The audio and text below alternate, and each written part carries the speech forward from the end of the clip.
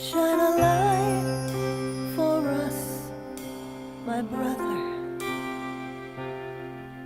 Hold it high for all to see. May it show the way, the path of unity, as we walk with you to seek our destiny. Say a prayer for me, my Father. Say a prayer for you and me. Say a prayer for us, my Father. Say a prayer for us and all humanity.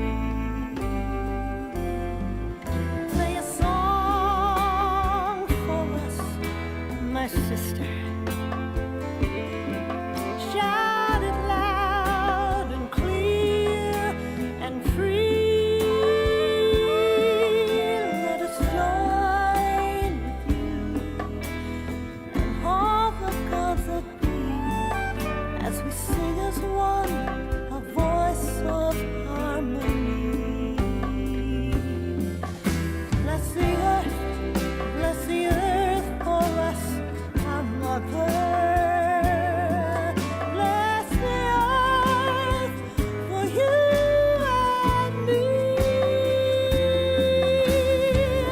Bless the earth for us, our mother. Bless the earth for us and all humanity.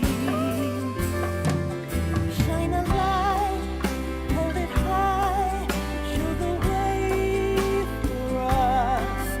Say a prayer for us to all the gods. Let us be. Play a song, shout it out. Let us join with you as we sing the song for everyone. Bless the earth. We must understand the truth is clear. The blind can see, the deaf can hear. Let them show the way for all of us to be one. Shine a light, hold it high. Say a prayer for us. Show the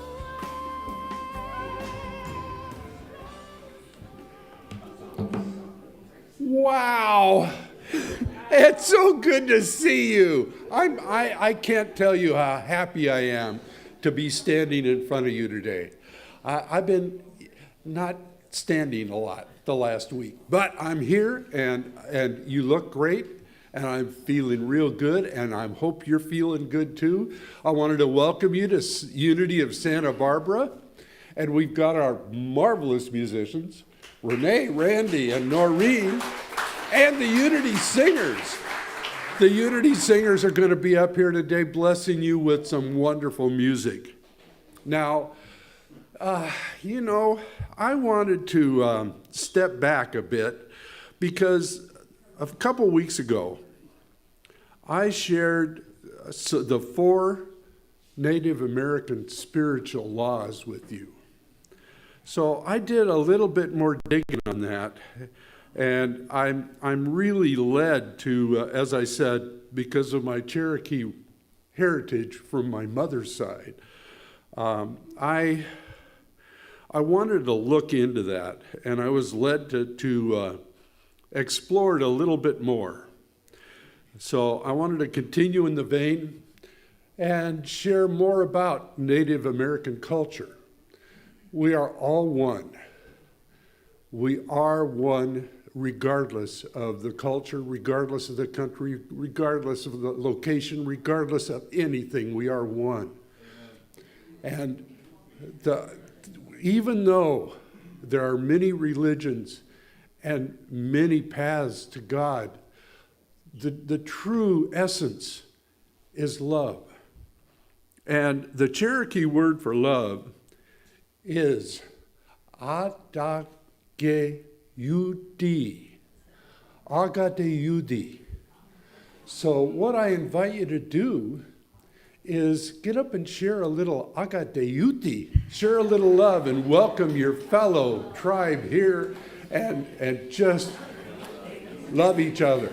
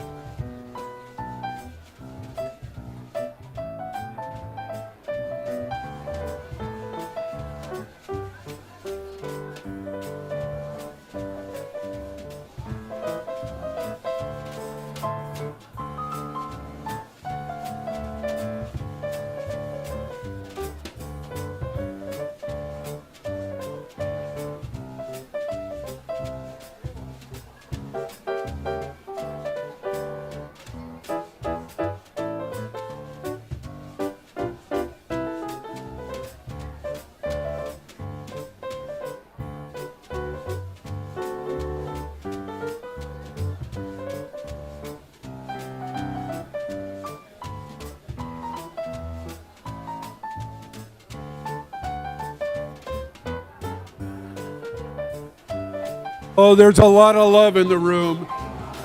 But I tell you what, let's get this party started.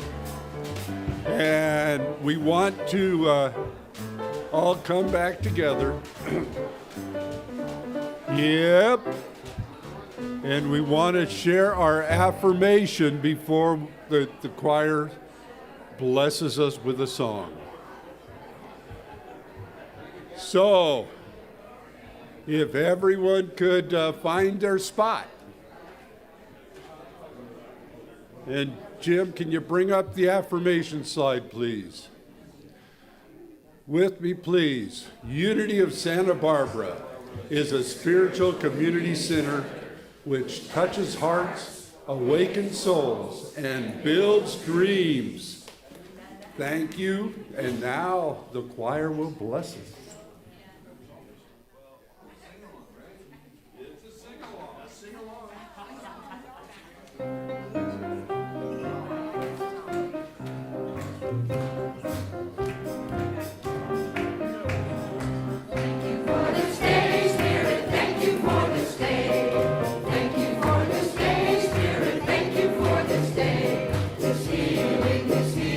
This healing day, this healing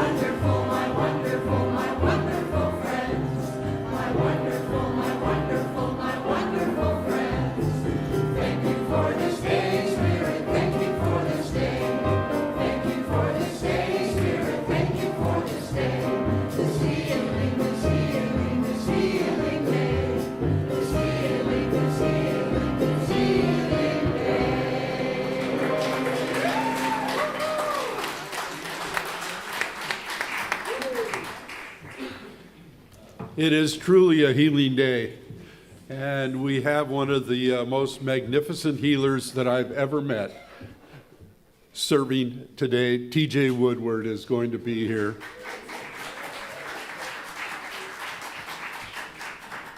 And as always, we welcome you as healers, artists, seekers, and difference makers. And we pray for our world as ourselves. And our lit candle, which represents peace, the peace that we bless the world with, that we send out into the universe, and it comes back to us tenfold. Now, we have, as always, a lot of folks that have tuned in, and we want to welcome you as well. We have both all of the people in the audience, in the congregation. Are there any new members here? Any new guests? Anyone? All right. Thank you for coming and welcome. And excuse me, I'm a little horsey. This cold. Anyway, if you'll go to the welcome table outside, we have some presents for you. And I think I'm going to have to step down here. DJ, do you want to take over? I'm gonna turn it over to him. I don't know what I'm taking over, but Yeah, that's no, okay. yeah. I know how to read, so we're going to do this. We're going to do this together. Okay, so last week, everyone, we had viewers in these states: California.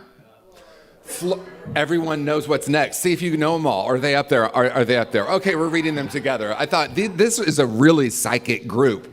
Florida, Texas, Montana, Iowa, New York, Pennsylvania, Arizona, Colorado, Missouri, Washington, and Illinois. Wow, amazing. Okay, Michael, are you coming back up, or am I here, or what's happening? Because I love it. This is so perfect because we're talking about staying centered in an ever-changing world. And so this world right now is changing so much. Yes, it's dynamic. And I love this quote because it'll be part of my talk. But if you are looking for predictability and consistency, you've come to the wrong planet. That's a teaser, but we're going to talk about that in a while. Yes. Oh, thank you, DJ. And I apologize. We won't go there. Anyway, we also want to welcome and acknowledge Oak Manor Memory Care, and Oak Manor is viewing us every week. And we already talked about our first-time guest, and again, we do have a gift certificate for you, 25% off of a book from Wings, and there is the Peace Path. So if you haven't been there, please visit the Peace Path. Spend a little time there. The energy and the calm and the peace that is present will really, really change your life, change your day. And Friendship Sunday is also the second Sunday, and we will be. I'd like to see each and every one of you bring a friend. Why not bring a friend? And if you can't bring a friend, call a friend and have them view online.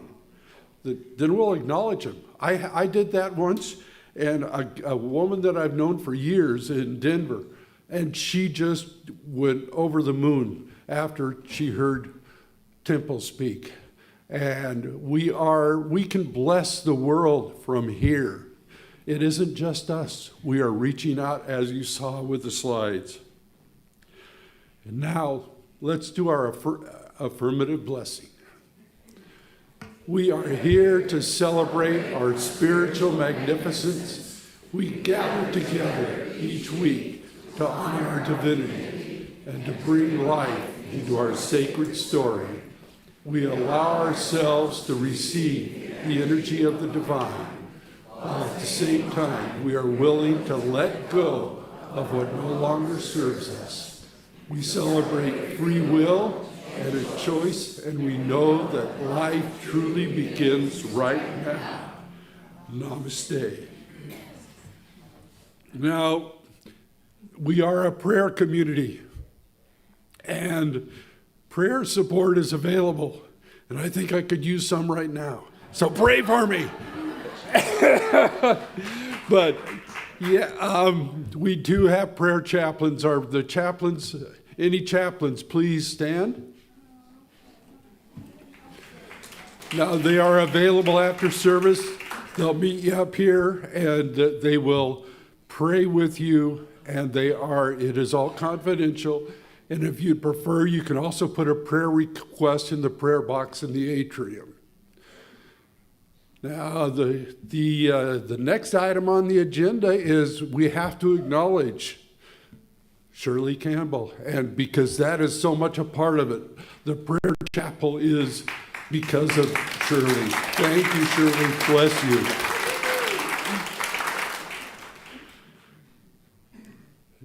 Next up is our meditation. And Amy, if you'll lead us in with a beautiful meditation song. I'm not doing this alone, so sing with me. The words will be up there. The words will be there.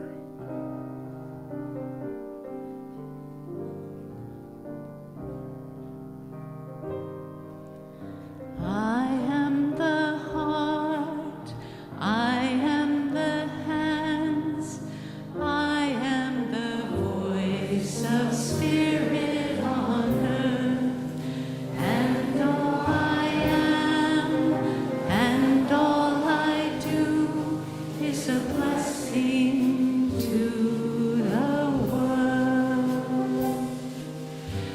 You are the heart, you are the hands, you are the voice of spirit on earth, and who you are and all you do is a blessing to the world. We are the heart, we are the hands, we are the voice of spirit on earth, and who we are and all we do is a blessing to the world. So as we take these words in, I invite you to gently close your eyes. And we take a nice deep conscious breath together. And on that exhale, simply allowing yourself to become fully present, bringing your full attention to the here and now. Feeling into those worlds that, yes, we are the love, we are the light, we are the blessing to this world. Allowing those words to penetrate every particle of your being. I am the light. I am the love. I am a blessing to this world.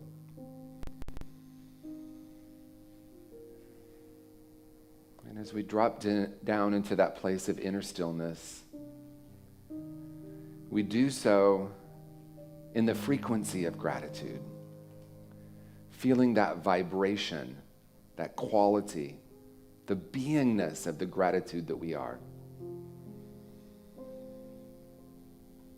And so as we drop down into this place of inner stillness, we open up to the infinite possibilities of our time together today. Knowing and affirming love is who we are. And in that knowing, we simply take 1 minute together in the silence.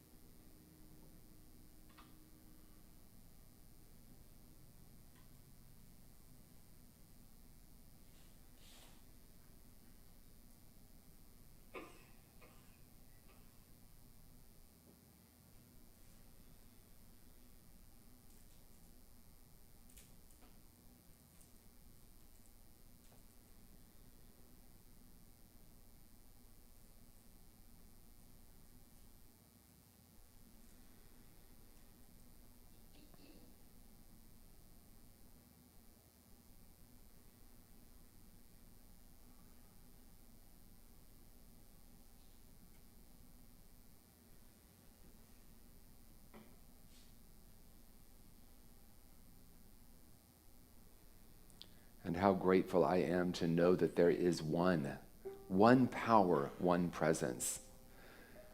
Infinite beingness, God essence, Buddha nature, source energy. All the names for this one power. I know this power is the very essence of my being and is the essence of the being of each of us in this room. And because we know this is true, we also know that our time together today is blessed. Every note, every glance, every word, every thought, and every feeling is infused with the Spirit, the essence of Source. And so as we move into our service, we do so with open curiosity, anticipation, and joy.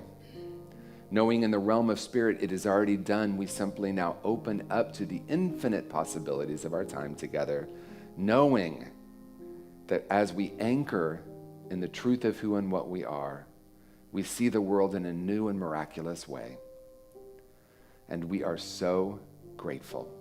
So we release this word now into the eternal, internal and external spirit of life. Releasing this, letting it go, letting it be. And so it is. Thank you, everyone. Thank you.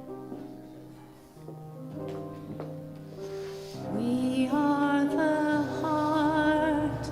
We are the hands. We are the voice of spirit on earth. And all we are and all we do is a blessing to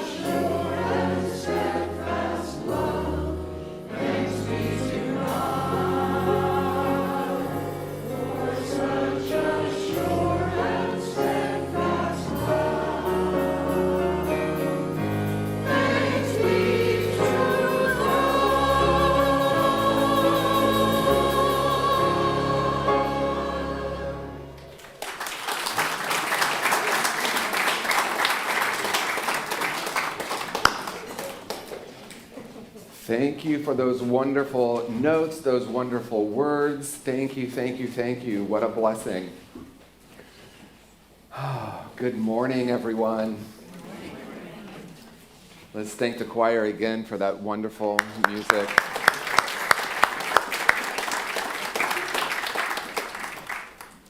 I'm so honored to be here today. And I've been reflecting, and I'm going to give you a confession. I emailed Michael yesterday and said, what's my topic? I did know it was something about an ever-changing world, but I didn't remember the first part, which is interesting because what we're talking about is staying centered in an ever-changing world. And as I said earlier, I love this quote. I don't know who said it, but I like it. If you're looking for consistency and predictability, you've come to the wrong planet. Now, when we talk about an ever-changing world, we're talking about the outer conditions. We're talking about relative reality. And for those of us who have been in Unity teachings, we understand there is a difference in the teaching between relative reality, that which is always changing, and ultimate reality, that which is unchangeable, unharmable, and is always, by the way, consistent and predictable. And so even though it is true that if you're looking for consistency and predictability, you've come to the wrong planet. If you're looking for inner consistency and predictability, you've come to the right place. Because we here absolutely know that regardless of outer conditions, in the midst of that, love is who we are. And the truth with a capital T, by the way, which is really different than opinions, we're going to talk more about that in a minute, I'm guessing. Truth with a capital T is absolutely knowing the ultimate truth of who and what we are, that we came in as a perfect expression, an emanation of the one power and the one presence. And if you look at a small infant, you can see that perfection. And reminding ourselves that each of us came in that way. Each of us came in as an effervescent, wide open little being. As a matter of fact, if you look at a pre-programmed human, that means 2 or 3, they're starting to get programmed, but for the most part, they're still kind of pre-programmed. Everything that they naturally do and experience is what we're all looking for in a spiritual path and a spiritual community. I want to learn how to feel my feelings. They know how to do that. I want to learn how to be more present. They are very present. I want to learn to be more loving. They are naturally loving. And when I say they, I mean we. And so rather than thinking, I'm going to start a spiritual path so I can learn to become, I want to invite the possibility that we start a spiritual path so we can remember who and what we already are. Now, that may sound like semantics, but if you're anything like me, and I'm guessing some of you are, well, maybe all, what if we're all one? So I can say that in my own unique journey, which is probably the same as yours, I came into the world as a whole and complete and perfect being, and I knew that for the first 7 years of my life. Absolutely knew it. Love, connection, authenticity, vulnerability, openness, that was my essential nature. And then I was born into this unpredictable world, and I was taught things like fear, separation, us and them, good and bad, right and wrong. And while there is nothing fundamentally wrong with teaching right and wrong, the question I want to ask is, what is it creating currently in our culture? What is it creating currently in our world when we believe that we are our opinions?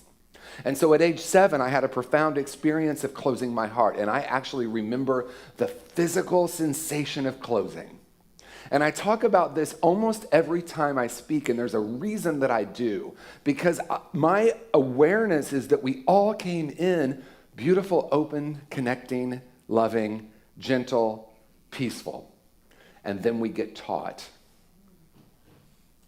fear, separation, us and them, and good and bad. And as I started to become confused about the truth of who and what I am, I became confused about the world that I was seeing. In other words, at age 7, I decided there was something wrong with me. And because I decided, and I think about a 7-year-old, I looked at my nephew when he turned 7. On his 7th birthday, I remember thinking, that's the age. This precious little child, that's the age I decided something was wrong with me. That I was indeed not lovable, and that I felt broken. And because I started to become mesmerized by the lie of me, I believed that I lost track of the truth of me. So I went from an expression in the world of love to a fear of the world and fear of love. And because I felt broken, guess how I saw the world? I saw the world as broken, but only 100% of the time. Because I felt so damaged and not good enough and unworthy and unlovable and less than, oh my gosh, feel the energy of that? I can actually feel it in my body. I'm going to shake it off. Because I remember that age. I remember 7. And I remember this. I actually can still feel it.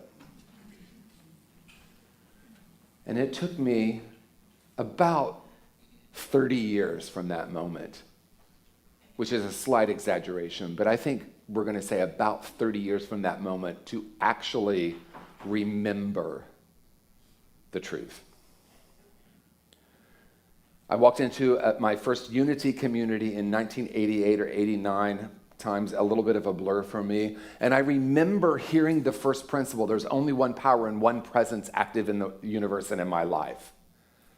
And I thought, I've come home. It touched a place within me that rang as the truth. In a world that often says you're only valuable if you achieve. And so what I see happening in the world right now is all the different layers and the complexities of what we call consciousness, human consciousness. Ultimate consciousness is love. Ultimate consciousness is peace. Ultimate consciousness is who and what we are. That's the first principle of unity. But because many of us, maybe all of us, maybe some of us at some time, or all of us at one time or another, have forgotten that.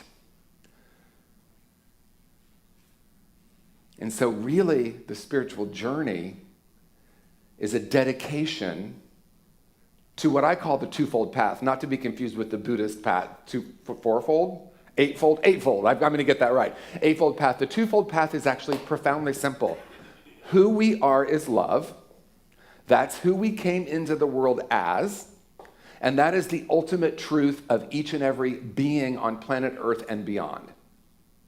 And then that's one part of the path, dedicating myself to spending time in the silence to remember that, to feel that, to tune into that frequency. Because even though at Unity we say thoughts create reality, and I think that is true, there's something much deeper happening, and that is frequency creates reality.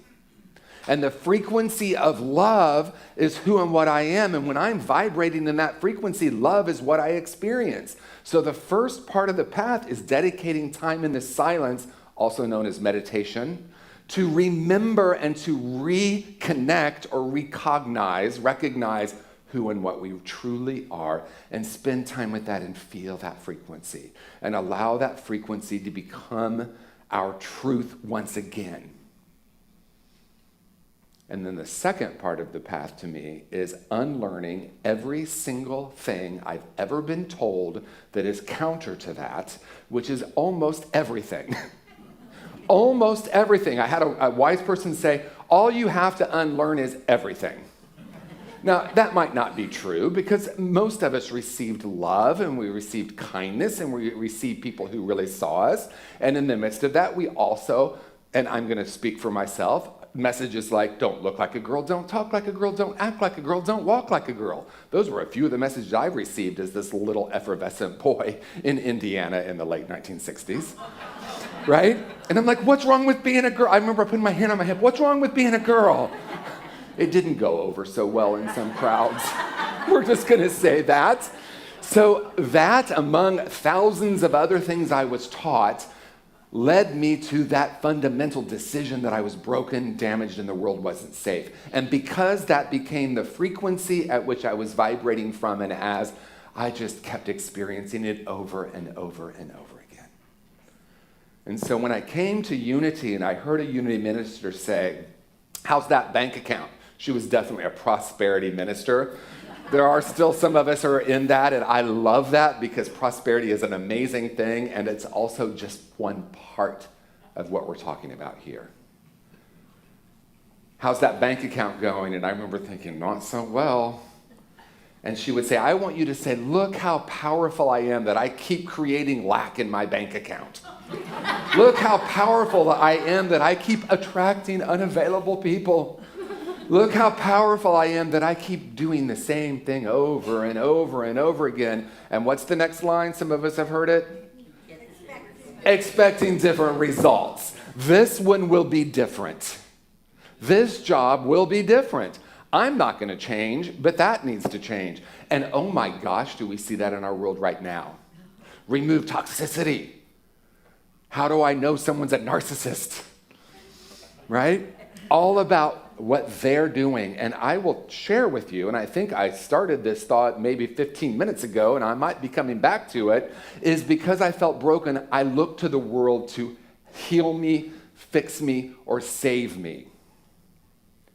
I look to spiritual community, I look to recovery communities, I look to a therapist, I look to one relationship after another after another. By the way, I would go about 3 weeks in a relationship. That was my track record. I can do a good 3 weeks with you. And then suddenly, I'm feeling some stuff. Oh, it's just that that person's not available. Let me go find someone else.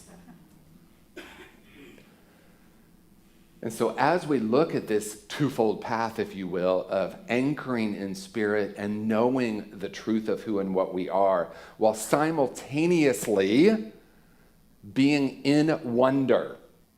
I was really aware when I came in today, how are you? Wonderful. Everyone kept saying wonderful. And I thought, what does wonderful mean? Full of wonder. To be open and to be curious and to question every single thought I have is the way of freedom. That's the path of freedom. Even though I once believed if I could just find my tribe, that's why I'm not a big fan, and I hope you don't use this language, and if you do, it's okay, but I'm not a fan of like-minded people.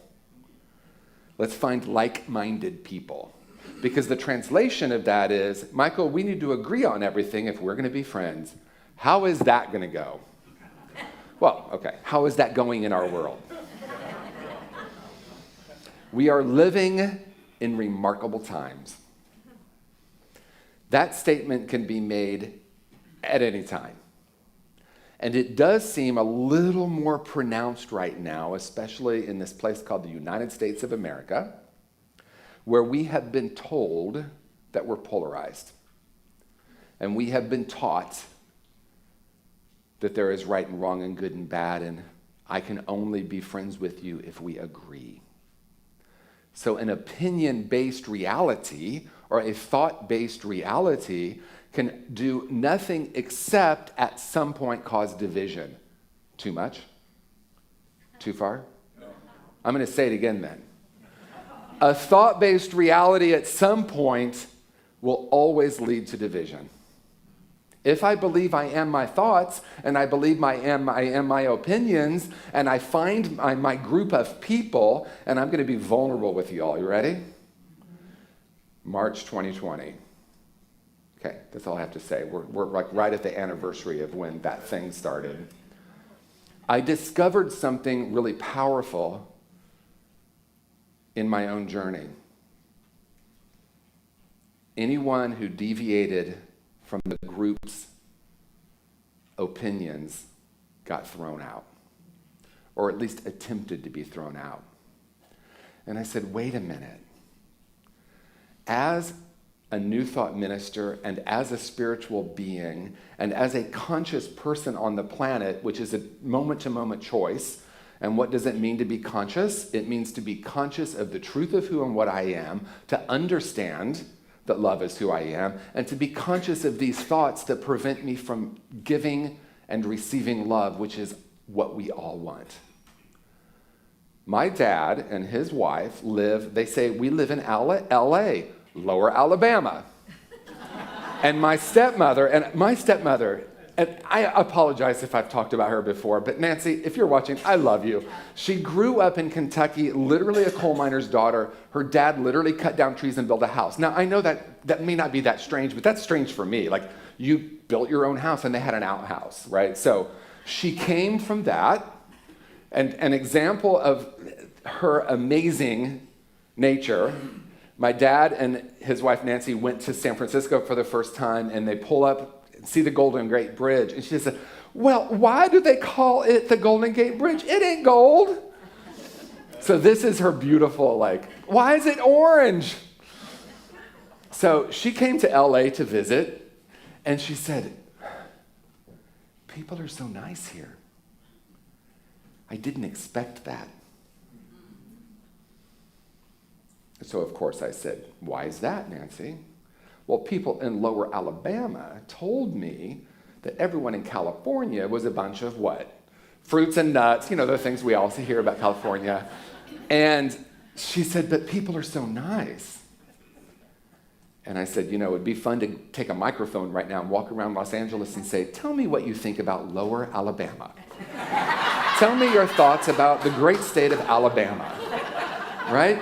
So we have all these ideas, red state, blue state, us and them, right, wrong, Democrat, Republican, independent. We have all these identities that we've created that prevent us on some level from true connection.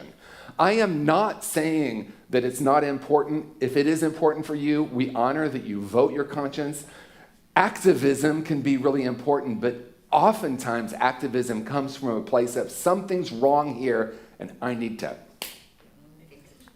fix it or fight. I happen to be, if you haven't figured out, a member of the LGBTQIA+ community. And within that community, I see a lot of pain. And I understand it. Within certain groups of people, I see and feel a lot of pain. And as Temple says, woundology, people living from their woundology. I understand it. And are we ready at this moment in time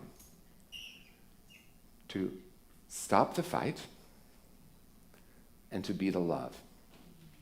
To heal the wounds that cause me to live in a fearful and reactive life, unlearn the ideas that I have been received. And that healing for me is not about a spiritual bypass, because I know how we are in New Thought. Oh, everything's love and light. We're not going to look at anything happening in the world. It's all love, right? We're just love. Nothing's happening here, right? And there is a place for that, and I did that for about 10 years, and it was kind of fun. I just felt, are you burying your head in the sand? Why, yes, I am. I am not going to listen to this news, which is olds, being repeated over and over and over and over again. And I know somehow it's still controversial to say, if you want to experience freedom, turn off the news. Because people will say to me, well, if you're truly enlightened, you can watch the news and be non-reactive. Well, if I'm truly enlightened, I can drink poison and expect not to die. But I have something that might be a little controversial to say. When I feed my consciousness and my mind and my spirit with poison, I will experience myself as a poisoned being. And the reason that the news is so provocative is it touches the unhealed wound. And when it touches the unhealed wound, we get activated. Not triggered. Activated. The wound gets touched, and I say something like, how dare they? I'm going to fight. Do you know what's... I want to share something. I read obituaries. And do you know what we usually say? Even New Thought people? She lost her battle with cancer. How is that frame of that worldview working for you? She lost. Now, we might eventually be in a time where we're not going to move out of these bodies, that we might stay alive forever. I'm not sure what would happen to Earth if we never die. That would be interesting. Everything would be like Los Angeles, all over. Like the entire planet at some point would be Los Angeles. You know there are more people in LA County than 42 states? 10.5 million people. And I've chosen to live there. You know why? I love the energy. Okay, I'm moving toward closing, everyone, but I want to say the words we use are connected with a vibrational quality, a frequency. The words we use have power, but they in themselves won't change our reality. The truth is, when I understand that I am shifting from, as I often say, as does my friend Michael Beckwith say, we are shifting from the law of attraction to the law of radiance. To understand who and what I am and to be that in the world is to understand, as Jesus said, or was said to have said, to be in the world but not of the world. What does that mean? I am not of what CNN is telling me to believe. I am not in what Fox is telling me to believe, because that creates division. Now, that does not mean that I don't want to stand for something, but when I'm in the fight against something, what does it create? It becomes so profoundly simple sometimes that I think, oh my gosh, I get to stand up here for 20 minutes and say one thing. Love is who you are. Peace is who you are. I invite you to take a look at anything, as Rumi said, you've put on top of that love and experience that and being that in the world, going out into the world, radiating this truth, and watch what happens to the conditions of the world. It doesn't mean anything in the outer world changes, but guess what? Here's the key. Nothing in the world needs to change in order for me to be free. And if I'm waiting for the world to change in order to be free, where am I? In prison. I've been to jail. It's not fun, everyone. But the prison of consciousness is much more painful. To believe that I am anything other than an infinite being, to believe that we are different because of the way we voted, to believe we are different because of the color of our skin, to believe that we are different because of the stories that I'm hearing on social media and in the news, is to be imprisoned by the consciousness of division and divisiveness. I do not believe we live in a polarized country. I believe we've been conditioned to have polarized thinking. And it's the thinking and the frequency attached to those frequency that I actually can work with. Have a new thought. Have a new idea. Remember that my judgment restricts and that curiosity expands. So how are we? Wonderful. How are you? Wonderful. What does that mean? I'm full of wonder. So I'm going to go out into the world, and I'm going to invite each of us to go out into the world to being love, being peace, being in wonder, full of wonder and curiosity. Tell me more about that. Tell me how you came to believe that. Look for how we can connect and heal the disease of division. Because we are powerful creators. And as a group this size comes together and truly dedicates ourselves to anchoring in who we are, the world does change. It's the greatest paradox. I'm not looking to the world to change so that I can be free, but when I'm free, the world seems to change. Peace and blessings, everyone. So happy to be here. Thank you.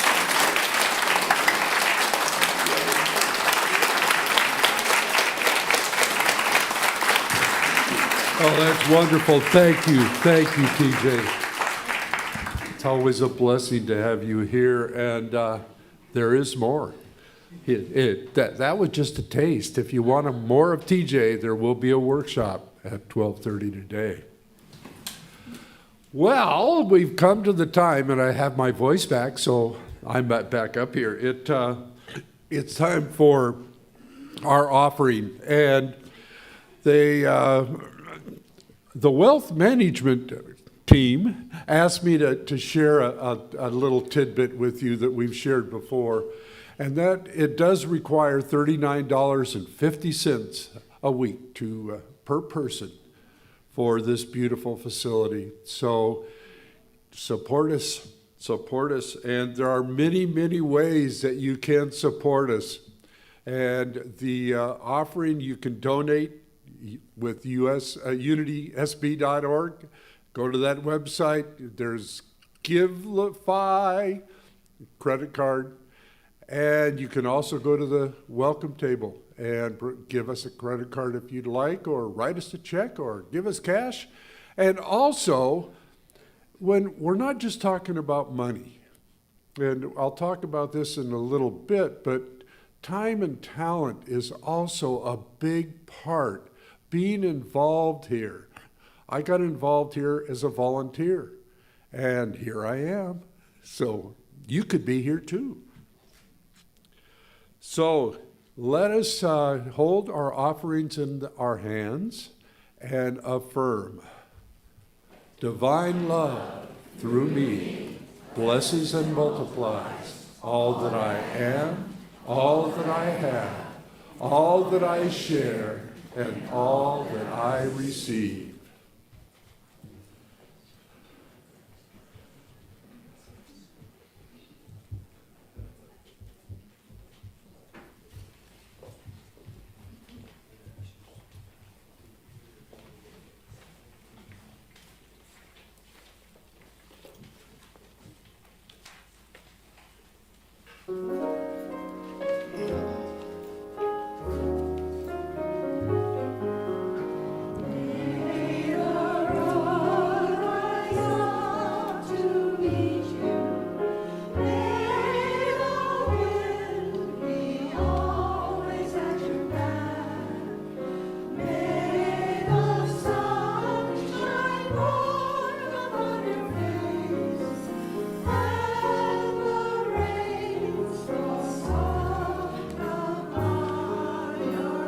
How about unity?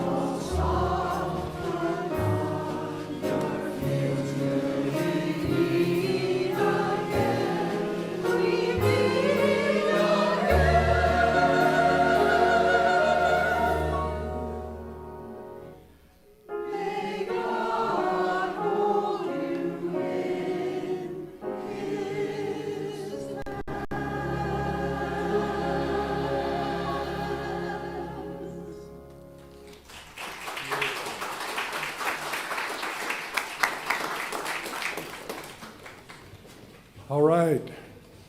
Our Board of Trustees President, Frank Leone, would like to share a few words. Frank?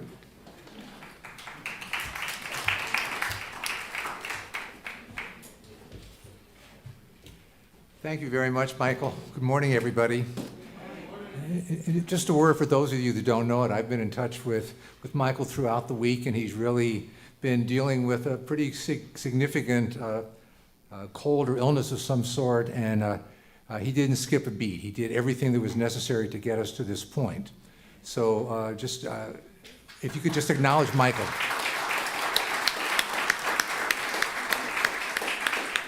Two things very briefly. One is I wanted to remind you that at 11:30, we're having our annual membership meeting right here in the sanctuary. And as usual, we'll look at the past year. We'll look forward to share where we hope to go during the coming year.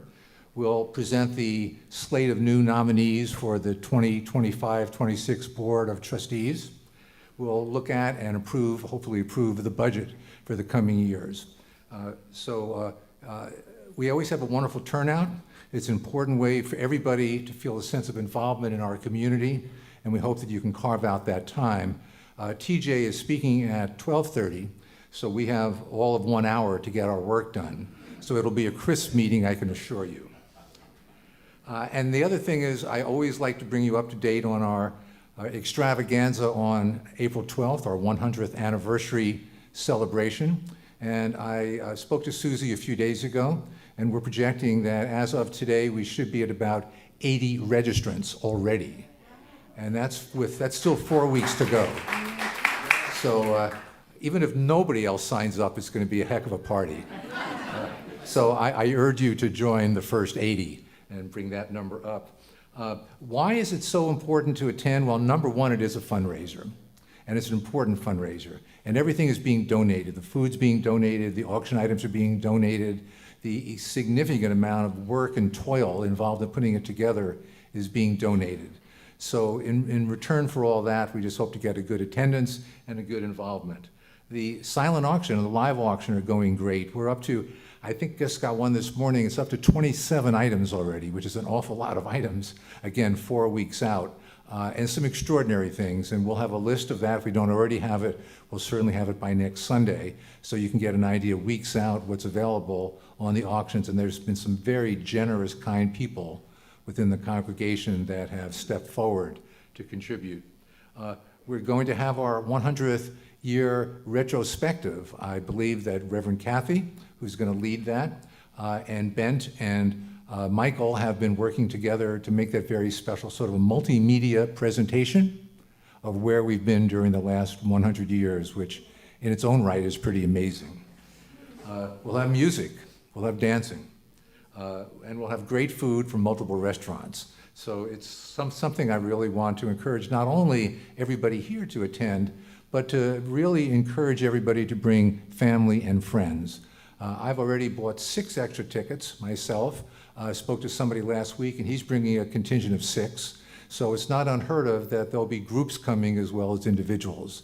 And what a wonderful way to introduce others to the very best that Unity has to offer.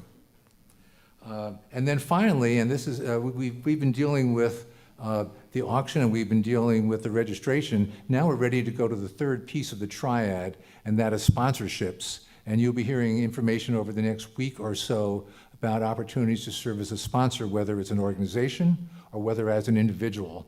We're hoping to raise some funds through sponsorships as well.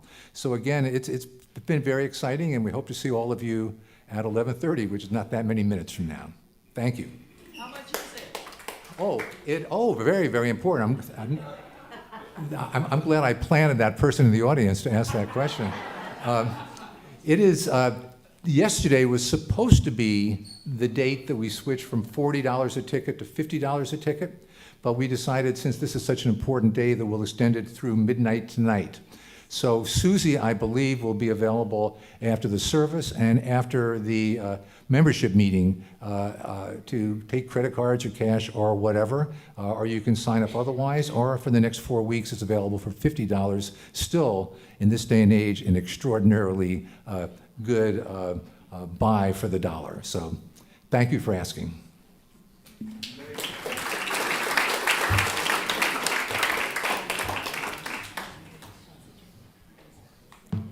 Now, we wanted to take a minute and introduce you to a couple of videos. The first video will be from our friend in New Zealand. Greg Morgan is a candidate for a board position, and he's very involved with the live stream expansion committee. Jim, can you play that video, please? Hello, Unity friends in Santa Barbara. I'm Greg Morgan and I live in Auckland, New Zealand. I watch the service every week via live stream or sometimes later in the day on Facebook, because of course it's Monday here. If you'd like it, I'm happy to serve on the board. And I would want you to know that you are blessed as you are a blessing. Thank you. Oh, Greg's a wonderful guy. Now we have another treat for you. The board has selected a minister of record, and Reverend Phil is going to be back and assist us. Jim, can you play that video, please?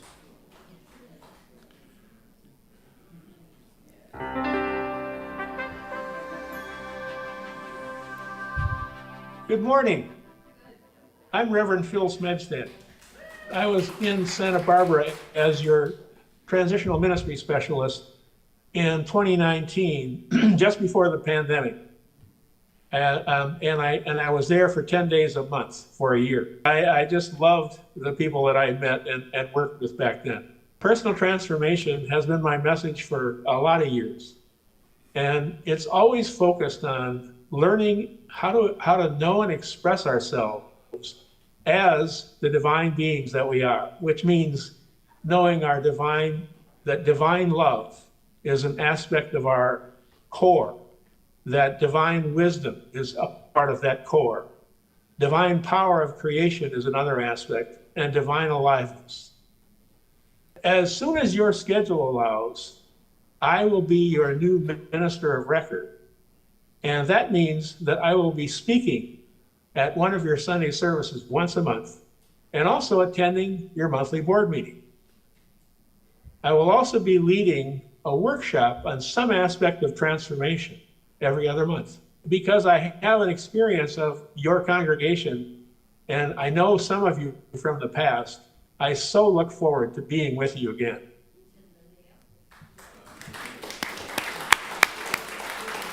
A lot to look forward to.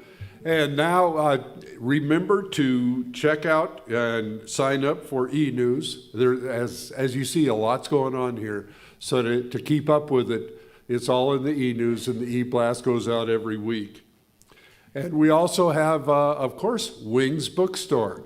There's a lot of new things there, and I just ordered some things from Unity, and I'll share more about that in the days ahead. Now, the volunteer portion. Let's talk a little bit about volunteers. Now, Unity, as I said, begins with you. So you are Unity, and I want you to all be involved. Just whatever time, talent, or treasure you can donate and share with the community helps this community grow. And we're here to grow and to spread the love and the word of Unity. Now, another piece that Frank has been responsible for that you probably noticed is our food. And the food has gotten really good. So you can get tickets now. Every Sunday is a buffet line, and it's a $5 ticket. But the last Sunday of the month is Entree Sunday, and the restaurants have donated the food for that, and it's $10. See Memory or the team in the kitchen, and they'll hook you up. Now, the annual membership meeting, as Frank said, starts here at 11:30. We'll give you time so you can take a break and grab a little bite and a beverage and share with your neighbors. And as I said earlier, TJ, he'll be back at 12:30, and I highly encourage you to partake, because it's all about embracing change. Now, Russ, you have a few words to talk about the concert coming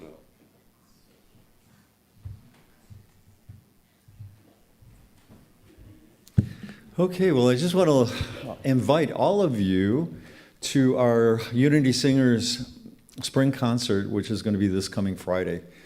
Our spring concert is a more classical and a more meditative presentation as opposed to our crazy summertime concerts. So we've got some beautiful classical music that we've been working on to present to you. And so we will also be having along with Noreen, we will be having a violinist and a cellist to kind of round out the beautiful sounds that we're going to be making this coming week. So once again, I Remember is the name of the concert, happening this coming Friday, March 21st, 7 p.m., right here. Be here. You'll love it.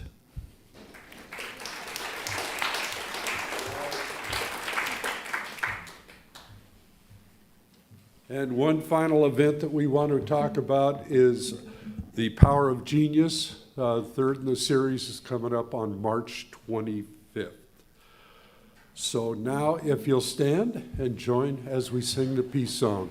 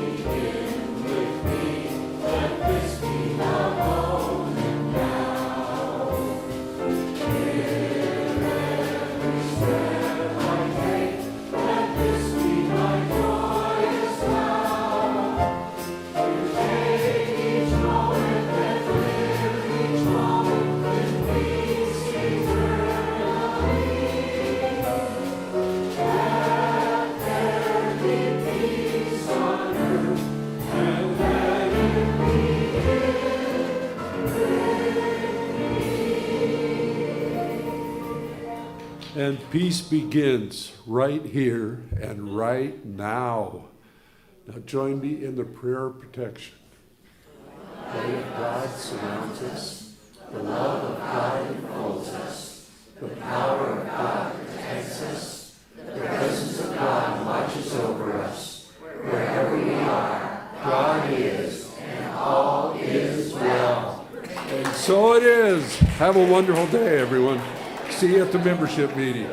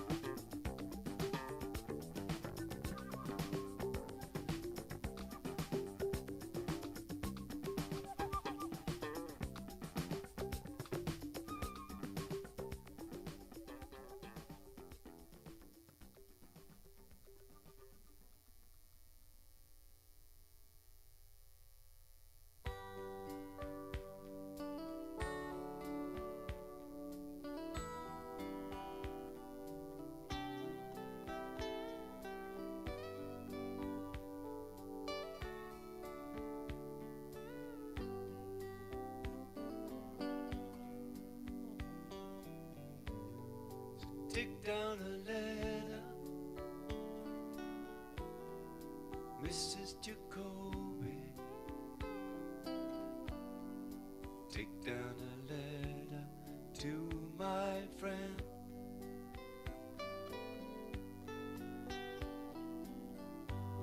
She's been on my mind since Philadelphia. Lord, there's a million stars out here.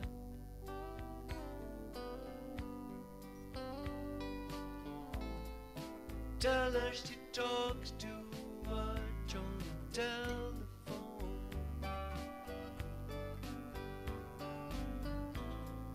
Tried and tried, couldn't get through.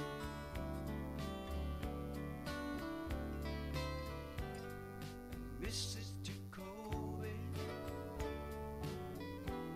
send her some roses. If there's a rose this time of year,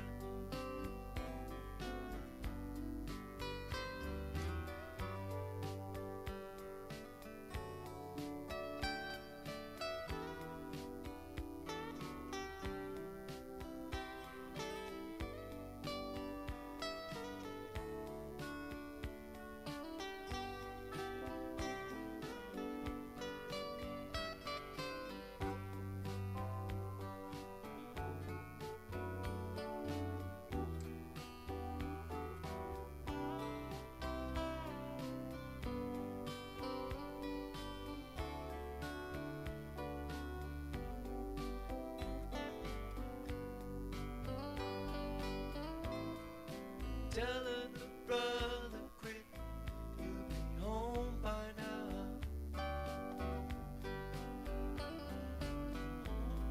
Stranded in Jersey without a spare.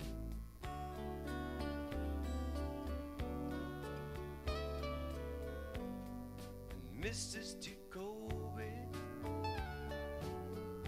don't tell her I'm lonely. Ask if she's had a change of heart.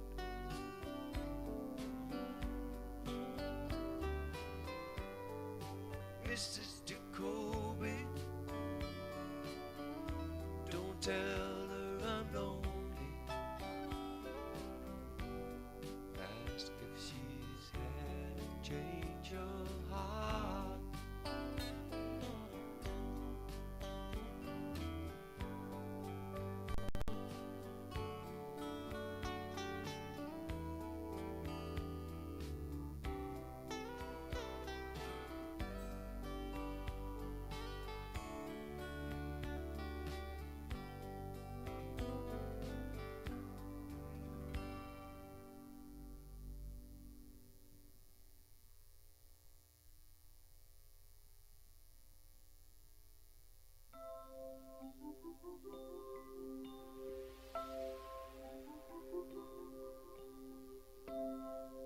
Can I be with you forever? Can I hold you an eternity? Can I kiss you, caress you for a lifetime or two? Can I be with you?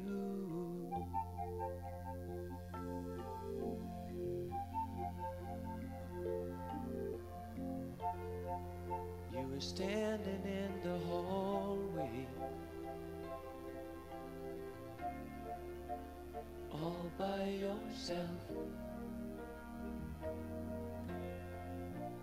Did you come to meet someone? Did you come to meet someone?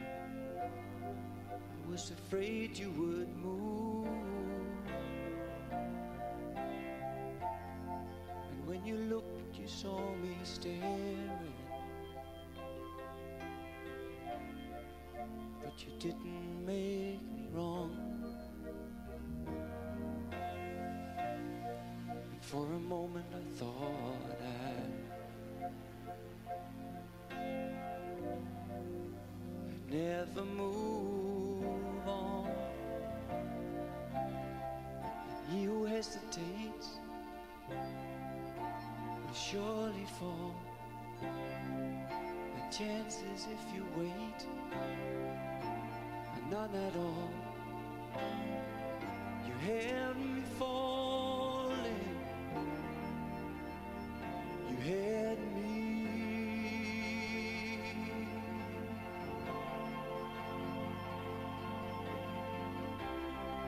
Can I be with you forever? Can I hold you an eternity?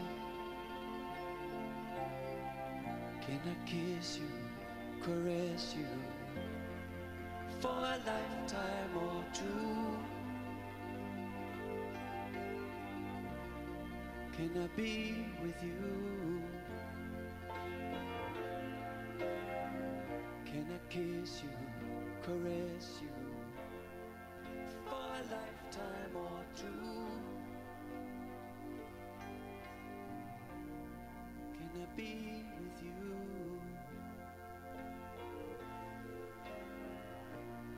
Can I be with you?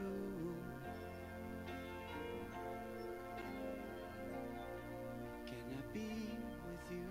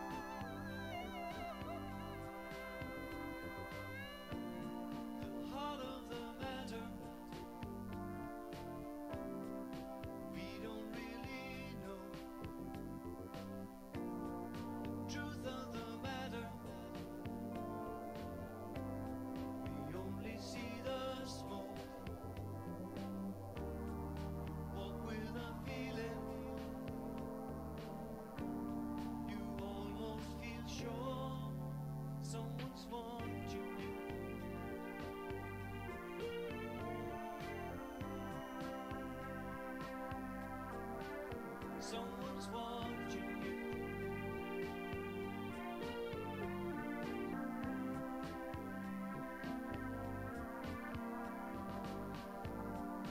Say that forever isn't far away. They say that together we have come to play. There is a parcel here by your door. There is a letter. Who is it for? Someone's watching you. Watching over me. Someone's watching you. Watching over me.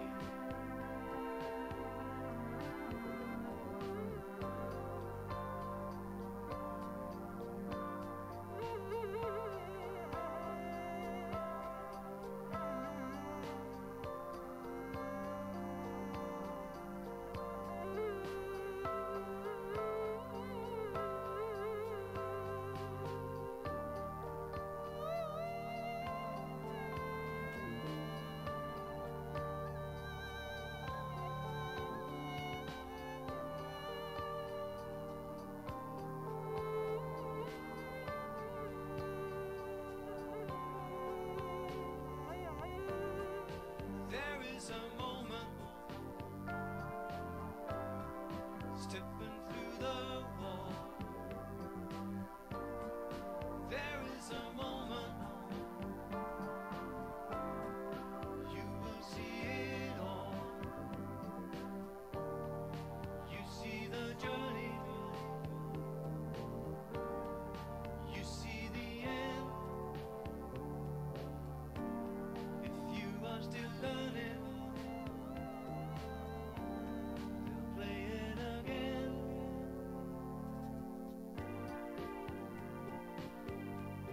Well, someone is watching you, watching over me. Someone is watching you, watching over me. Someone is watching you, watching over me. Someone is watching you, watching over me.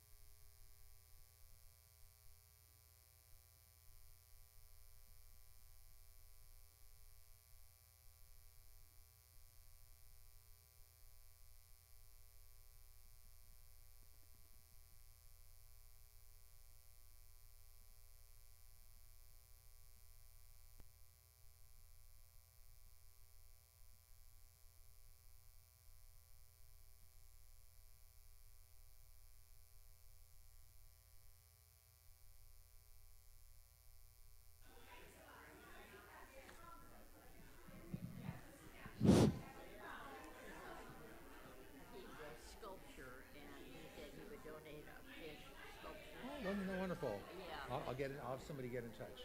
Thank you very much. Okay, if everybody could be seated, we'd like to get started.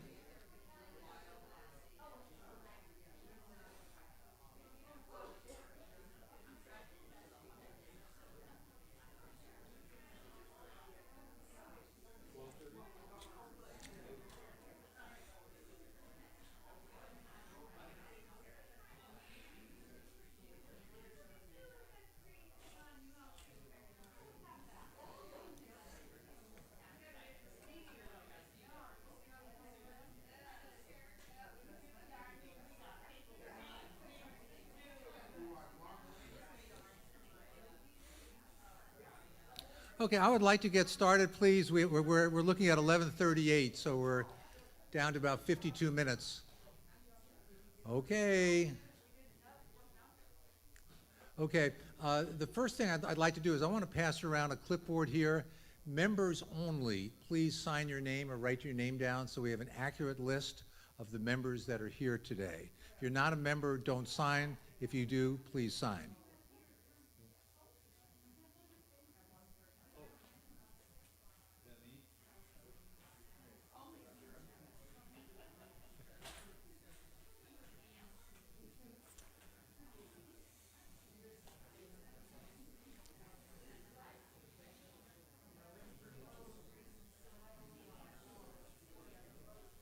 Okay.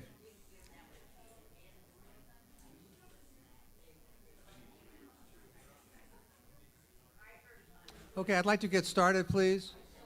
Hello, hello. Hello? Well, okay. Again, for those that are just arriving, we're passing around a clipboard. If you are a member, please sign your name to the clipboard. If you're not, you do not need to. I would like for Russ Chafin to provide the opening prayer. Russ?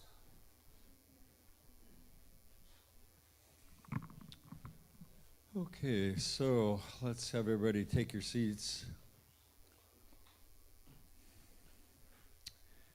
And as we begin to focus on being present here in this room,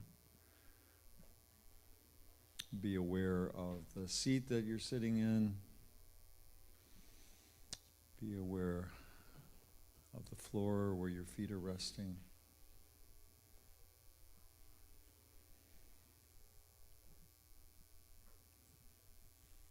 So, loving Spirit, we are so grateful to be able to come together here as a community to look at where we are and what's happening at Unity of Santa Barbara and celebrate our successes.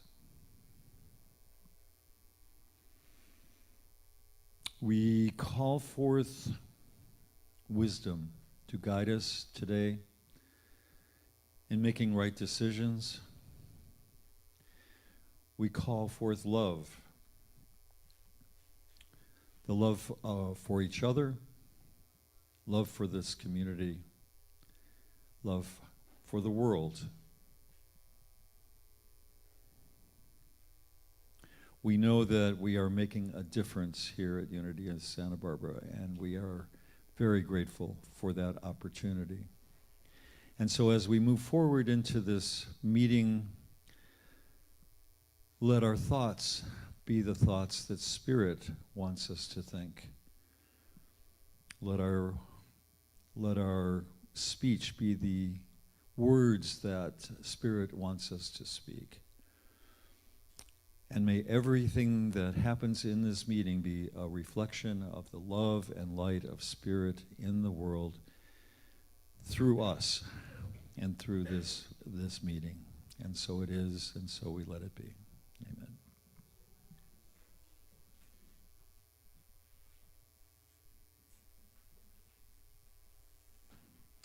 I want to keep my welcome remarks very short because we're relatively tight on time. But I want to thank all of you for taking the time to be here. Those of you that are staying on for TJ, you're doing a triple header today, which is really remarkable and I think, a clear sign of your commitment to our wonderful community. So I thank you very much for being here. Time is short, but I want to make sure that everybody feels comfortable in asking questions. If there's not time to address the question or ask the question, let me know, and we'll make sure that we get an answer back to you within the next week or so. Okay. One thing I want to say just before I forget, where'd Russ go? Russ, and is Kevin here? I think if you guys could stand up for a second. I just want to say that this is the last hour that Russ and Kevin are going to be on our board. I know, a round of applause for that. Yay! But I just want to personally thank them. First of all, Russ. Sort of my favorite Russ story is whenever I ask him how long he's been on the board, he says, well, I don't know, 8 years, 10 years, I don't know. So I think the answer is an incredibly long time. And what Russ has given this community is incomparable, really. So we have an enormous debt of gratitude to share with Russ. Thank you. And Kevin, I could say all sorts of good stories about Kevin, but the one that comes to my mind is I think many of you may know that Kevin is a world traveler and takes these long trips, 4, 5, 6, 7 weeks. And during one of the board meetings, he was in Nepal. And when I think of Nepal, I think of humongous mountains that reach to the stars. And of course, there's a big time zone difference. So we're on at 7 o'clock our time. It had to be 3 in the morning. And there is Kevin on live at a board meeting from Nepal. And I have this vision that he's sitting on top all by himself of a snowy mountain peak talking. Is that true, Kevin? No. I question that. But in any event, thank Kevin for all of his wonderful work during the past 2 years as well. Okay, what are we up to here? We're up to a blank screen. The ground rules are going to be read by Marco was going to do it, and who is taking Marco's place in doing that? Michael, that's right. Okay, Michael, please.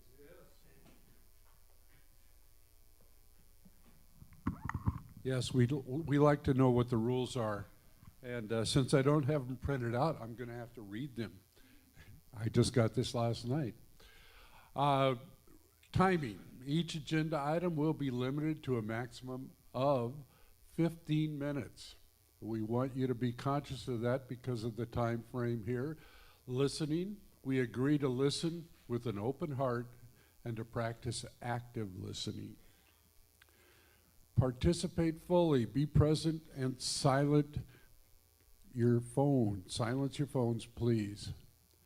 And respect. Show respect for each other, which I know you will. Limit your question, comments to the 1 minute or less. One person speaks at a time.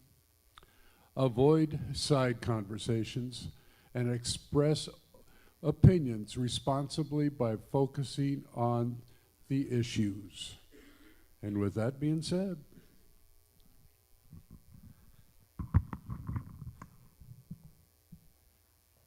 Thank you. And on the agenda is establishing a quorum, and basically my understanding is the way to do that is if you're a member, raise your hands. Let's see how many members we have in here.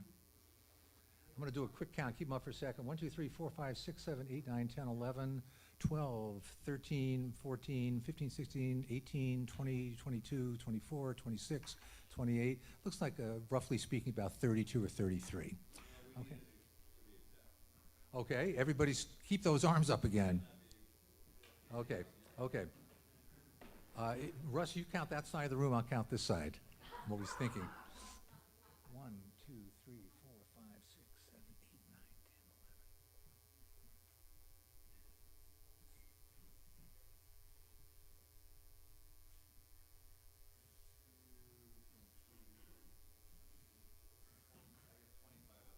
11. Okay, and I have 12 including myself. Did you count yourself in? Okay, so the final number is 37. Okay. Okay. The next thing on the agenda, I believe, is to approve the 2024 minutes from the annual membership meeting. I believe those minutes were distributed a few days ago. And Kevin, you're our current sitting secretary. Anything you want to say about this before we vote to approve?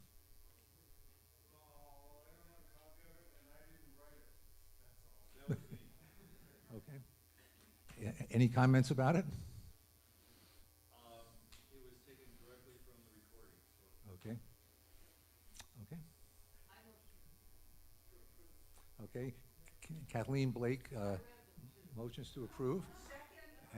And there's a second. All in favor? Okay, Marilyn Perry? Okay. Okay, so again, all in favor, please. And do we need an exact number here? Okay. All opposed? Any abstentions? Okay, thereby carried. One abstention. Okay, one abstention. Okay. So then, the next thing we want to talk about is accomplishments during the previous year, and my gosh, a lot has happened. Bylaw changes. Well, I'm looking at a different list here. Russ, you want to say a word? I'll be quick. After reading through the bylaws for this year, there really is no recommendation for any bylaws changes. We've been working for several years to clean up our bylaws and really make some significant changes, and I think we've done a great job. No changes this year. Yes.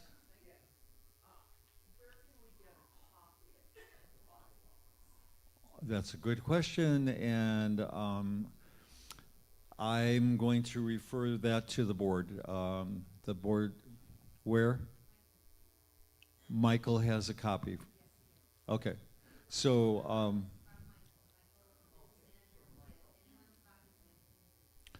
so the answer is Michael Avery is our new business manager, and he can get us a copy of anything that we need. Thank you. You can talk to Michael Avery about that. That's a great idea.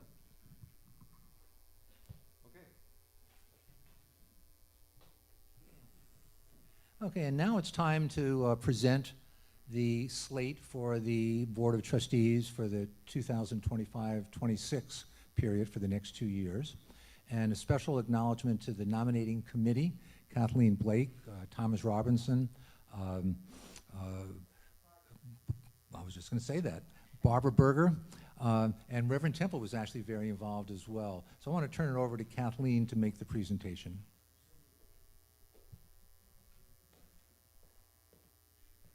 I'm going to be very brief because the people who are on the slate that you already know, I'm not going to talk about. I'm going to tell you a quick line about everybody who's new and why they should be voted on, and I'm going to tell you the things that's most important to you that always has to do with what do they know about money, right? Okay, so David, you want to stand up a second so we can have everybody see you? David, now wait a minute. David is currently with Whole Health Dentistry. He is focusing on bookkeeping, accounting, marketing, sales, and services. Thank you. The next person is Greg Morgan. You saw him on the overhead at the meeting this afternoon. Greg attends the wait a minute. He comes to all the live stream services, and he is going to be our person who's the online participant on the board, because they're looking for different people coming from different places. And he's a member of the live stream expansion committee. Okay, Shelley. Is Shelley here? There's Shelley. Hi, Shelley. Shelley provides considerable volunteer support as a counselor, teacher, tutor, and mentor. So she's going to take care of that board and make sure that they're all in healthy position. Thank you, Shelley. And Joe? Is Joe here? I guess Joe isn't here. Joe holds a bachelor's degree in computer information systems. Wow. Does that say something about it? I don't need to say anything more. For 14 years, he's worked as a senior client manager for a healthcare software company, and he fills the younger member position on the board. So I hope you all vote for them. So I'm going to ask for somebody to make a motion? Okay. Say your name out loud. Allison Jordan. Mary Lou Rivera, second. Is there any questions? No questions? We'll ask for the vote. All in favor? Hands up. All opposed? Abstentions? Voted on. Thank you. New board.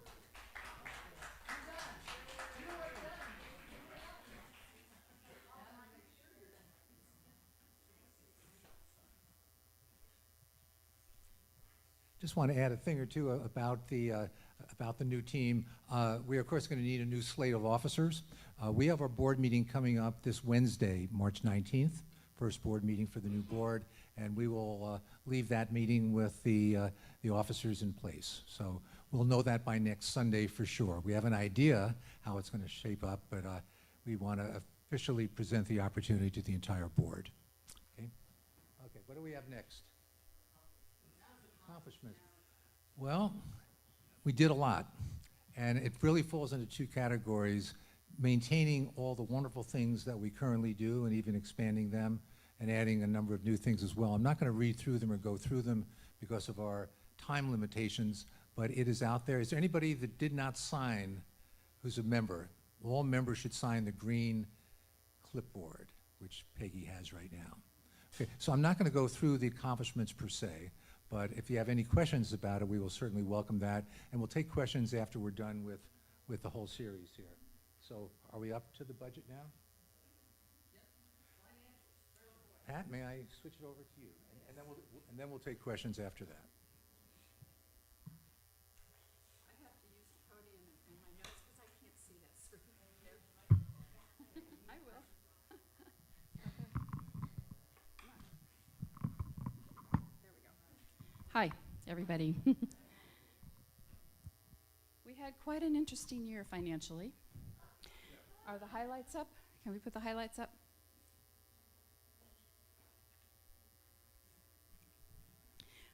First of all, we started off the year with a positive budget. You might remember we dipped into our endowment to take care of replacing the roofs rather than continuing to repair them. We had no fundraising events. That's the first time that's happened in all the years I've been here. We just didn't have the staff to carry them out. The endowment continues to grow, and we have brought in some people already to talk about planned giving from the Santa Barbara Foundation, and we'll have more of those meetings during the year. Our dear Ann Self has established an endowment at the Santa Barbara Foundation for our benefit, and that will give us a nice income each year. Last August, we changed bookkeepers, and that bookkeeper went back to April 1st last year and completely re-reconciled the entire year. So we know exactly where we are. It took months to do this, by the way. And we also reorganized a very complicated chart of accounts to make it much more readable, much more understandable. The best part for me is that we built a new wealth management team. You know, TJ talked about the importance of words. And we decided not to call it the finance team. We decided to call it the wealth management team.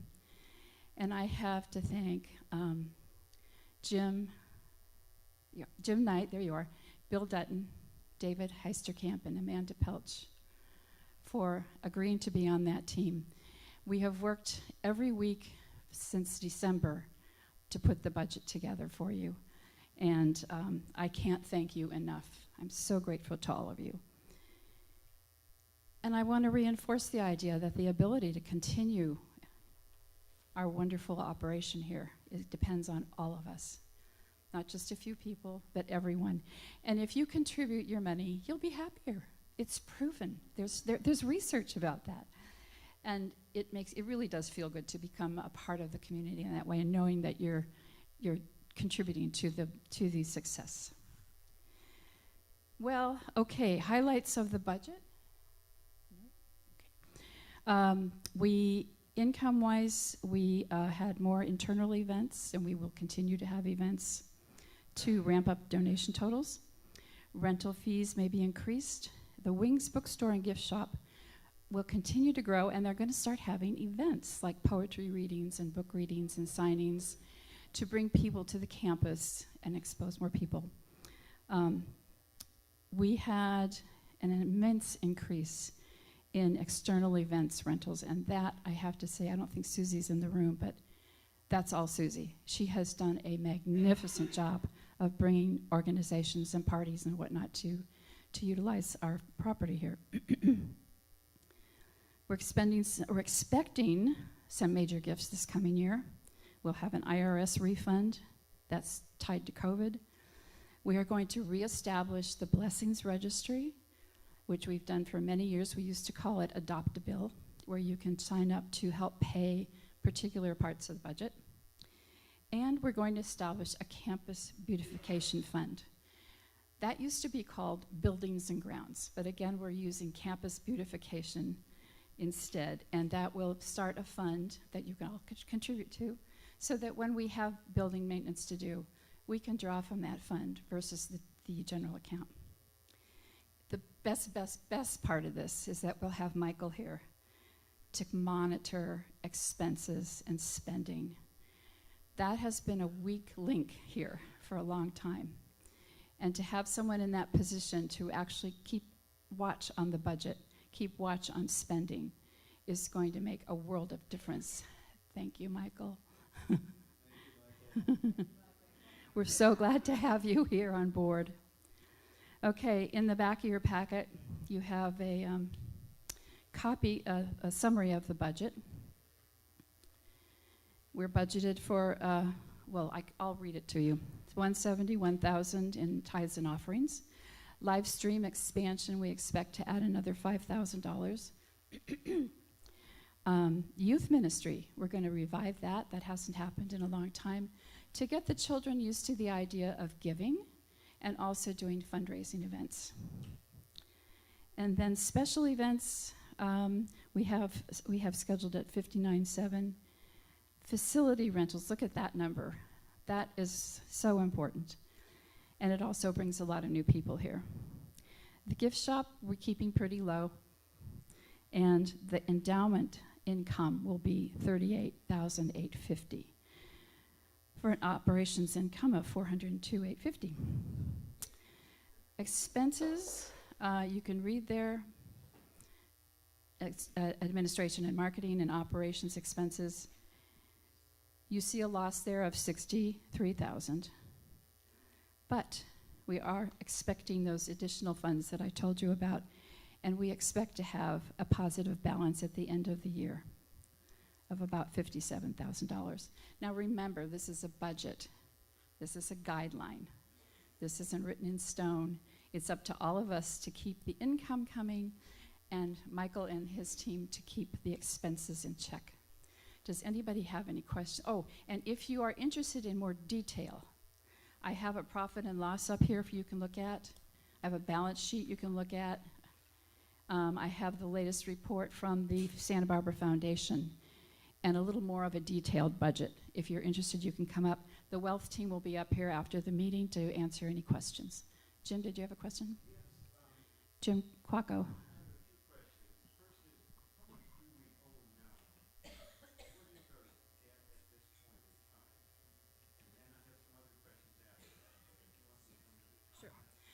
Yes, our line of credit is at $84,000. We do have a $150,000 SBA loan, and someone is looking into possibly getting that forgiven. Mm-hmm. And we are paying only interest on those loans.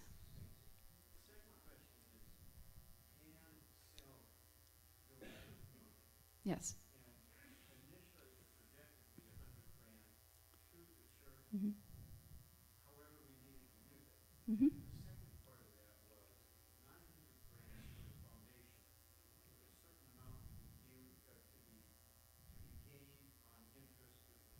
Mm-hmm.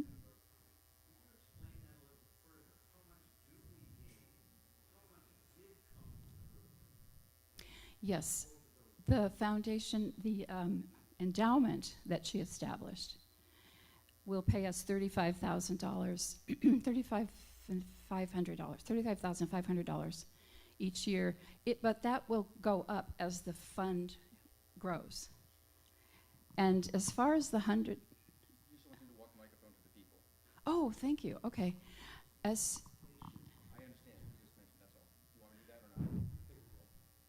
okay, from now on, if you have questions, please walk up to the microphone so we can get you in on the recording.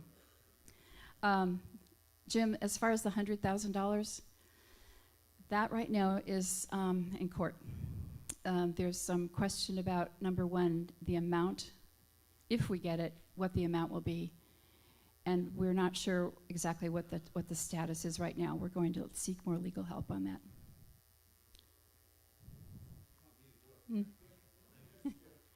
It helps because it records your voice. So how did it come that the foundation amount of $900,000 has that amount come through? Is that yes, available that to us now? created the endowment. Okay. Why was it that the $100,000 didn't come through and the 900 did? Did somebody make a decision about that? And so I'm curious how that happened. Russ has been. In other words, Russ has been why watching wouldn't this. some of that 900 come to the church for years now Oh, to no. help our Okay. needs at this point? Was there an option? So this is complicated. Yeah. I realize As anybody who has had a bequest or had someone die and have a big estate that has to go through lawyers, lots of lawyers. So the endowment, the endowment is called the Ann Self Trust Endowment. That money that principal we can never access the principal. It's written in. So we are the sole beneficiary, and right now the amount is capped at 4% per year. So that with what's in there, we got the $38,850. So that part of it, the interest. We're the sole beneficiary, and we do get that. But the principal, we will never be able to have access to that unless, well, at least that's where it is right now. The other $100,000 went to court, and right now we don't know how much, if anything, that we will get from that. So we're not going to discuss that here. That really isn't something that we need to talk about in a meeting. It's not. It's up to the court, and it's up to the trust, and it's not up to Unity of Santa Barbara to be present for that. So, just letting you know, it's in court. We'll find out when we find out. One other thing. How did the foundation or how did the amount get set up that it would be only a 4% benefit from the interest? Who made that decision? That was in the Ann Self Trust. That those and it's a standard amount that is recommended for endowments. So the board had no choice in terms of what that would be involved in. How it would We be are invested. recipients. We are not. Okay. We are not doing anything. Great. Thank you. Yeah. Yeah, that 4% is standard. That's the same amount we take from our own endowment. So we had $35,500 from Ann and $38,50 from our own endowment. That's what that total endowment number is. Any other questions? Yes, Margaret? Yes, please.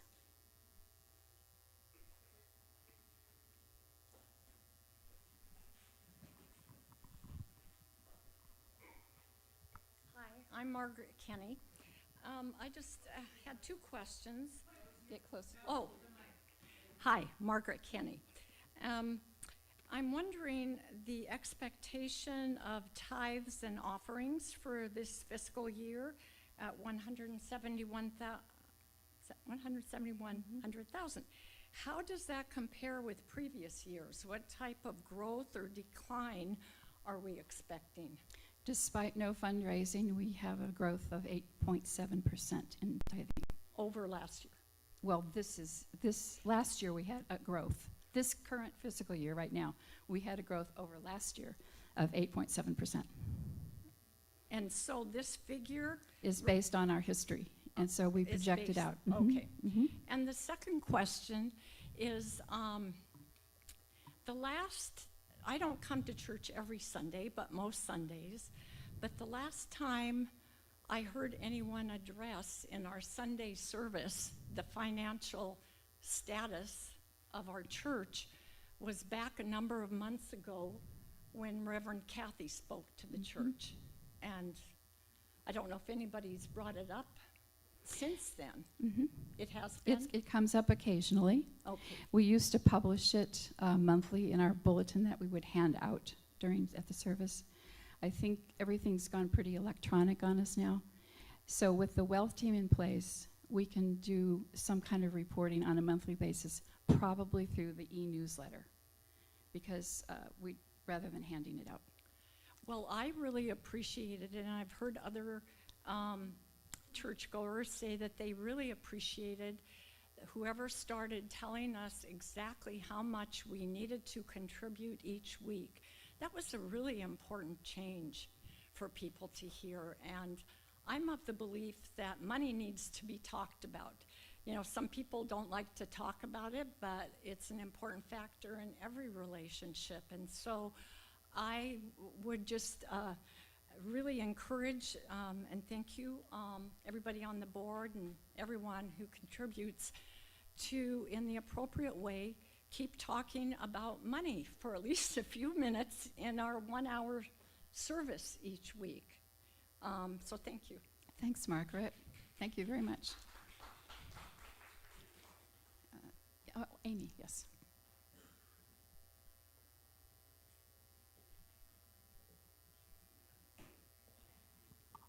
Okay, so I'm Amy Batchelor, so I just want to make sure I understand that Anne donated $100,000 to Unity that is now in the courts. Okay. So I would like to remind everyone here that Unity is based on the power of prayer. So right now, as a group, we can do a prayer thanking the universe, thanking God, whoever you thanking Anne, who sang in the choir and stood right there, for that money to be released from the courts and come to Unity, where Anne meant it to be, wants it to be, and we can certainly use it. So can we take just a moment? Just drop in our hearts and thank Anne and thank the courts for releasing that money to Unity, and thanking God and thanking the angels of abundance, and knowing that divine justice will prevail and that Anne's wishes will be honored. And so it is. Amen. Thank you, Amy, very much for that. Any other, yes, Kevin?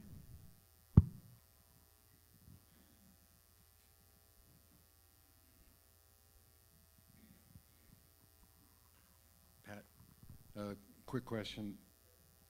I see 171,000 total This is ties. Kevin Young, for the record. Kevin Young, past board member. I guess I'm off the board starting this month. In the last 2 or 3 years I've been on the board, we've lost about $10,000 a month. So we're operating at a large negative cash flow, and the budget doesn't show a negative cash flow because I was told someone gave us $100,000, which is going to help us for next year, but it's still not sustainable, the amount of income we get versus our expenses, because we can't keep losing $10,000 a month forever. And it's been like that for a good 3 years, 2-3 years, since I've been on the board. So I know we're going to try to increase income, and I hope we're going to try to decrease expenses. For instance, we pay $4,000 a month for upkeep on everything. Those figures aren't here because we don't have last year's figures. Is kind of what we're hoping for in the future. But I noticed total additional income in the bottom, 171, it's the same number as the... It's just a coincidence. It's coincidence, right? We haven't doubled. But that total additional income is saving us because someone gave us a big sum of money, and we shouldn't We don't have it yet, but it will count, be and we coming. don't even have it yet. So we can't count on these magic donations. I think we should try to have income equal expenses on a normal basis. That's all. Kevin, thank you. You brought this up last year as well. You know, there was no finance team, no support really, until November, when these lovely people agreed to be on the wealth team. And I just spoke to a couple of them before the service, and we all agree that negative $63,000 is the goal. The goal is to make that not negative. That's always the goal. We have a lot of expenses. We need more income, and that's the only way to make that go away. And then all of this other wonderful stuff that comes in, we can put aside, and we can do great things with that, and we can have extra money, so when we have an issue, we can pay for it. We don't have to make people wait to get paid until we have enough cash flow. That's the goal. But without that wealth team, it isn't going to happen. It has to. We have to have the help of all these people. And again, I'm so grateful for all of you. Any other questions? Okay, then I will ask for a motion to approve this budget, which was approved by the board, by the way. Ask for a motion to approve the budget for next year. Helen? You can do it from there. Yeah.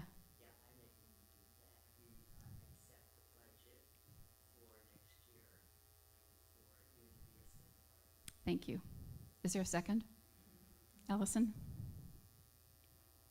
Allison, second? Okay. Allison Jordan, all in favor? All right. Opposed? Abstentions?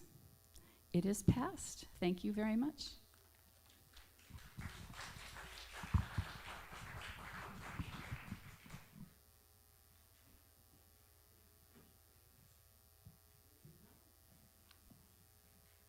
I have worked with a lot of people during my lengthy lifetime, and I can say that I would put Pat Heller in my upper 5% of people that absolutely threw themselves in with everything they had. So I think we really got to thank Pat.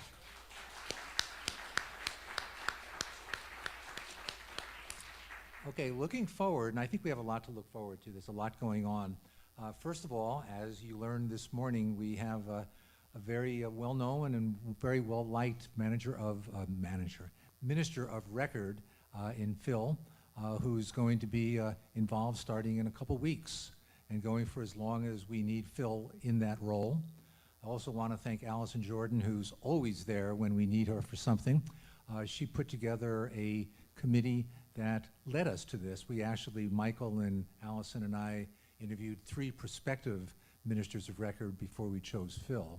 But Allison did a wonderful job on that. She'll be doing more things to develop a more cogent business plan for the community going forward, and will set in motion the establishment of a committee to choose the ultimate full-time minister as we go forward. So Allison's been very, very instrumental in this as well. So we have that. We have the rotating Sunday speakers, and the first 3 weeks since our co-ministers left, we've had Reagan, we've had Reverend Heidi, and we've had TJ. So you can see that the names are different, but the quality has stayed right up there at the very top. Going forward, we'll be seeing more of Reverend Kathy, we'll be seeing Reverend Phil, have a few other names, and we'll be seeing repeat performances from Reverend Heidi and from TJ and from Reagan. So we have a very, very, very good, deep bench of speakers on Sunday until we get to the point that we do have a permanent minister here. So that's something to look forward to as well. And then the things that we've been talking about almost every week, the big party on April 12th, which in my opinion is going to create a whole new degree of cohesion among us as members of this community. We have the monetized lunches and the upgrade in what we have available. And we have the live stream expansion committee with an idea that we not only want to grow here in Santa Barbara, but we really want to be somewhat of a global ministry as well. and we want to expand that greatly, expand it not only in terms of live stream viewers and participants, but also in services and resources that are available to our live stream community. Okay? Before we get to the closing prayer, any final questions that anybody would like to ask or comments? Okay. I've asked Catherine Weisenberg if she would be kind enough to provide us with the closing prayer.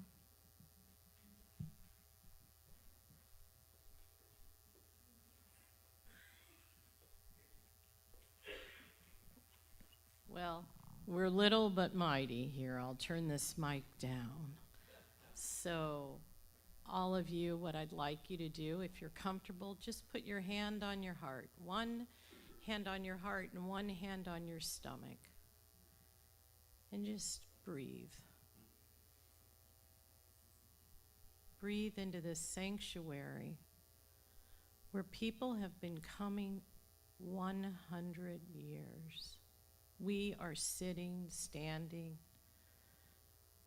worshiping, joining in consciousness with 100 years of unity principles, of the teachings. And I just want us to, as we evoked our beloved Ann Self, to just put yourself as part of that divine consciousness. We are Unity of Santa Barbara. All the people in this room, all the people that will be coming, all the people that have been here. So that consciousness is mighty. That is a Christ conscious, Buddha nature, spirit, whatever you want to call it. And it is flowing. And it is flowing in this sanctuary, online, and in every one of us that walks out of here every Sunday, or whatever Sundays, or watch it at home. We are raising that consciousness, that love, the things that TJ spoke about in his talk today, every week. And so we affirm and know that God is our source, and abundance is our true nature in our individual lives, in our collective life, and in our church or community spiritual center lives. And we are just knowing that every seat in this sanctuary is filled, that every message we get on every Sunday and in all our gatherings and our interactions is spreading that love and those principles. We are the hands and feet of Spirit on earth, and we just say thank you for that knowing. Thank you for being all resourced up with all the volunteers, all the time, the talent, the messages, the musicians that come in, the choir, the chaplains, the staff, our beloved board, past and the new ones that say we're going to sit down and we're going to stand up for unity. We just bring that loving spear of gratitude and knowing that the high watch is always there, that we are divine and we are unlimited, and that Unity of Santa Barbara continues to be a source not just for the people in this room, but people everywhere. And we are that frequency. We are that energy. And we are mighty Christ consciousness. And so just breathe that in again. Breathe that in as you know that you are one. We are one here at Unity. And that unity consciousness is growing. Seeing seats filled, seeing deficits made up, seeing all the bounty, and just all the gratitude, knowing that God is, we are, and that love and that spirit is moving in and through and as us, and for that knowing, we just say thank you, God, and so it is. Amen.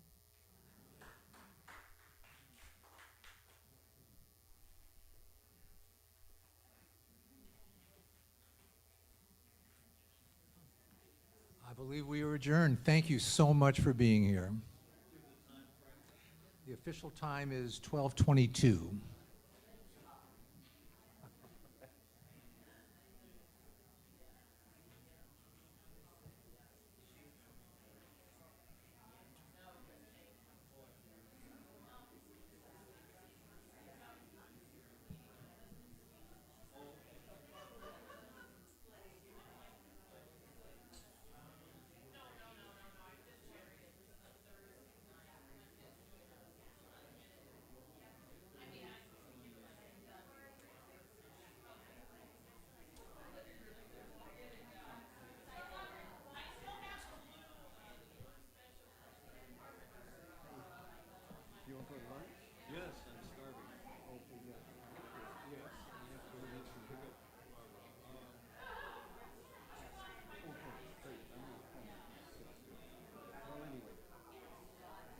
Well, take your time. Somewhere between 12:45 and 1. Okay. Okay, that sounds good.